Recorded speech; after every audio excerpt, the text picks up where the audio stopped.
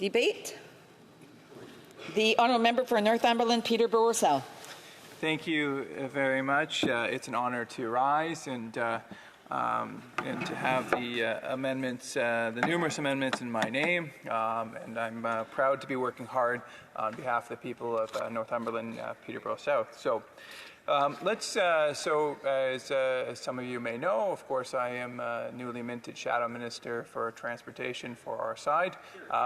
Thank you very much. I come from being on the Finance Committee and, of course, spending a lot of our time studying the economy and even in my career before that.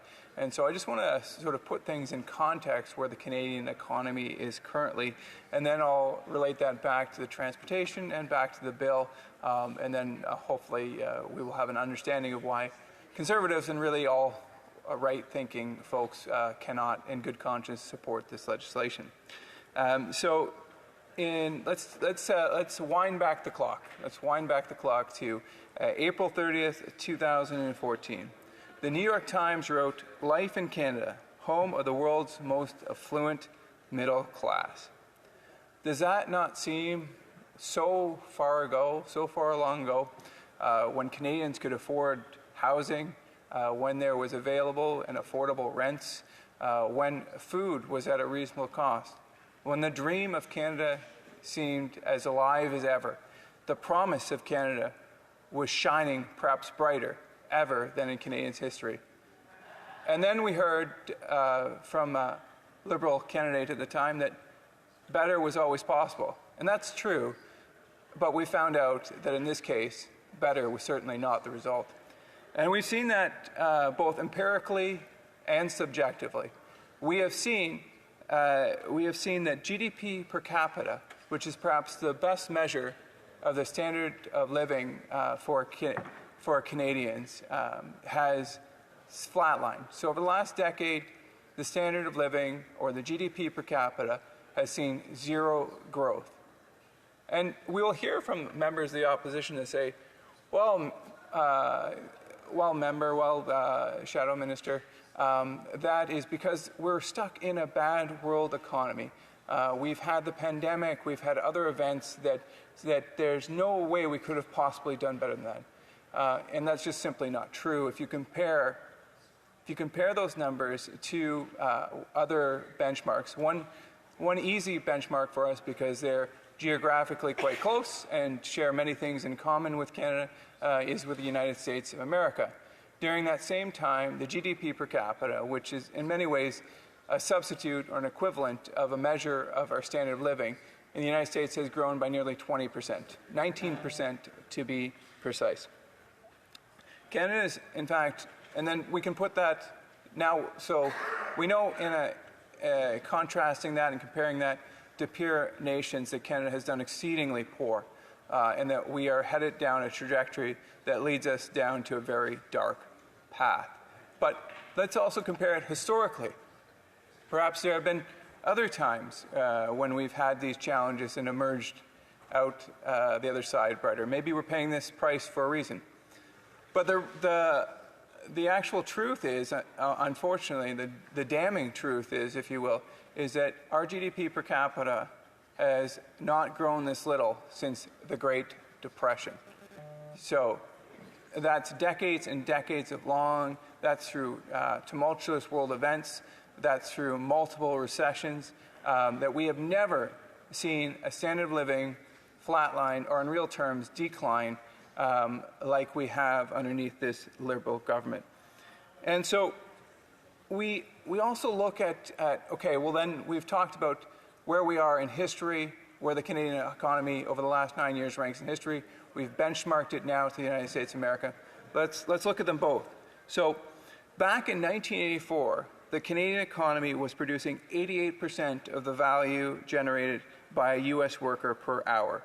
By 2022, that had collapsed to 71%. And the why this is actually quite well known. The problem it's been diagnosed by many, including the deputy of the Bank of Canada, Carolyn Rogers, who said that we were in a productivity crisis, and this was a quote-unquote break glass moment for the Canadian economy. And it's after these 9 years of a complete lack of care for productivity, which underlines, like I said, our GDP per capita, but more importantly, it powers our economy, it powers our standard of living. And we have professionals, nonpartisan, arguably non-biased economists from coast to coast saying that this Liberal government has led us to this productivity decline that has led to our flatlining of standard living. And of course, for those who are wealthy, they haven't done too poorly. But the middle class, they've suffered. And you know, I see it in my riding every day. We see individuals who used to donate to food banks who are now clients of food banks. 2 million Canadians going to food banks every day. So one of the key factors of any economy, one of the things that can provide real lift, and it's throughout history, in fact, perhaps no better example than Canada in the construction of our railway. Transportation can power an economy, can be transformative to an economy, can take an economy from one that is lagging to one that is succeeding. And what's the record after 9 years of this Liberal government? Well, we've seen inaction and incompetence probably in equal parts. And so what happens is that when an economy, of course, there are factories, there are people, there are producing things, but those matter very little, unfortunately, if we can't get those products and services to market. And unfortunately, that continues to be a tremendous challenge here in Canada. We see that we have almost constant work stoppages because of this Liberals government's failure to effectively manage ports and airports and other transport sectors. We see the inability of this country, of this government, I should say, to get major projects built, to get our valuable resources to market.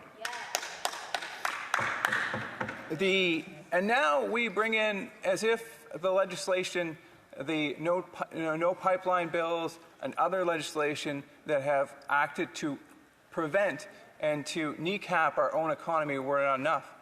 We've decided to now put in another legislation that promotes bureaucracy over productivity.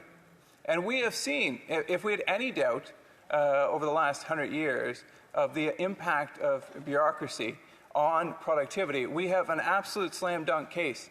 And I have no doubt, Madam Speaker, that in 20 years' time, in 50 years' time, they will be studying this decade and people will look at this in history as going, we had a country with an amazing economy.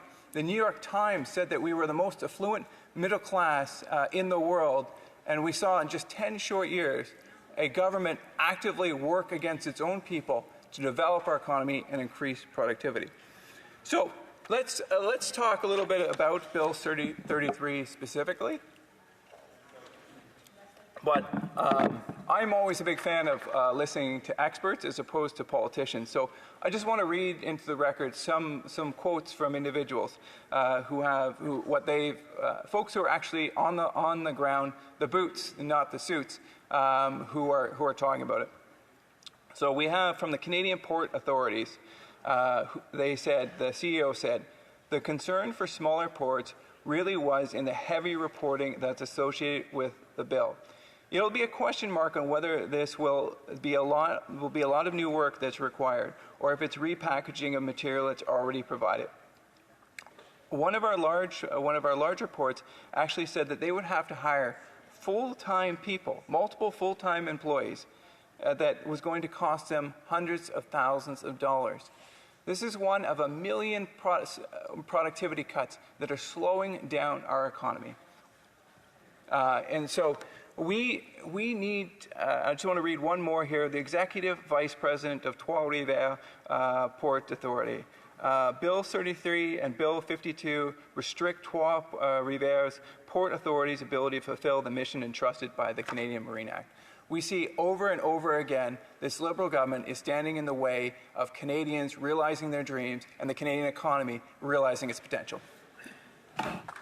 Questions and comments? The honourable member from Nepean. Madam Speaker, I listened to my colleague's speech. He talked a bit about productivity, and he also complained on behalf of, he quoted the Port Authority saying that they have to spend money. Can the member explain to the House how we can improve productivity in Canada without businesses actually making investments in the tools and technologies that is required to improve the productivity? To improve productivity, first we have to focus on removing the low-wage workers so that the businesses can either train the existing workforce to be more productive or invest in tools and technologies to improve productivity. Can the member explain how businesses can improve productivity without investing? The honourable member for Northumberland, Peterborough South. Well, one of the reasons behind Canada's productivity is that Canada has been amongst the worst when it comes to developed countries attracting capital. And so we absolutely need capital. But the only way that we're going to get more capital, the only way we're going to increase productivity is that if we have a carbon tax election. And comments? L'honorable député de Saint-Jean. The honourable member for Saint-Jean. I'd like to thank my colleague for his speech. I was going to try to say his writing name, but I'll just say my colleague. So I'd like to hear from him about the amendment having to do with naming members to boards of directors of ports representing workers. What are his thoughts on that amendment? Thank you very much. And of course, Conservatives will continue to stand up for workers. What I'm troubled by, though, by this legislation is that it could lead to the loss of hundreds of good-paying union jobs. Common sense Conservatives will stand up for union workers by growing the economy and making sure that the private sector and private unions expand. Questions and comments? Questions et commentaires? The honourable member from Saanich Gulf Islands. Thank you, Madam Speaker, and thanks to my friend from Northumberland, Peterborough South. And I note that congratulate him on his new position. I know he's a passionate supporter of via rail and passenger rail improvement in this country. We hope to work together on that. But on this bill, I support Bill C-33, and I would ask him to consider that the Port of Vancouver-Fraser Port Authority is massively inefficient, that the anchorages that they send to sit for free parking in the waters of the Salish Sea in my riding sit there doing no economic good at all. It's because the rail service of moving goods by rail is so inefficient that prairie grain farmers can't get their grain shipped out on time, that they end up having one hole filled and then the freighters sent to sit someplace. Everyone loses. Prairie grain farmers lose, workers lose, the environment loses. This bill offers some improvements, and I asked him if he wouldn't consider supporting it so that we could improve the economic efficiency of the Port of Vancouver. The honourable member for Northumberland, Peterborough South. Thank you very much, and I look forward to working with that member going forward. And I'm certainly not here saying that our ports and our railway infrastructure aren't in need of improvement. And I think I've been on public record of saying that. It's my position and the position of our party, though, that this bill will have a net negative impact on productivity. And perhaps we can work in the future with that member to improve our infrastructure to increase productivity and help the. Notre temps pour une brève question. The honourable member for Yorkton Melville. Thank you, Madam Speaker. I come from those prairies where that grain is grown and needs to be shipped, and all of our manufacturing, everything, we're very landlocked, and those ports are incredibly important to us. But I can tell you, everyone that runs a small business or any kind of agriculture business, anything that needs those ports in our province, is looking at this and going, new reporting requirements, increased red tape and regulatory burdens, new advisory committees. This is not how you run something efficiently, by adding more of these issues that will actually decrease the efficiency and competitiveness of our ports. So I'd just like a quick comment from the member. Honourable member for Northumberland, Peterborough South. Thank you Brief for response. that tough but fair question. I'll just quickly end with a Ronald Reagan quote. If government sees something move, they tax it. Yeah. If it keeps moving, they regulate it. And if it dies, they subsidize it. That's right.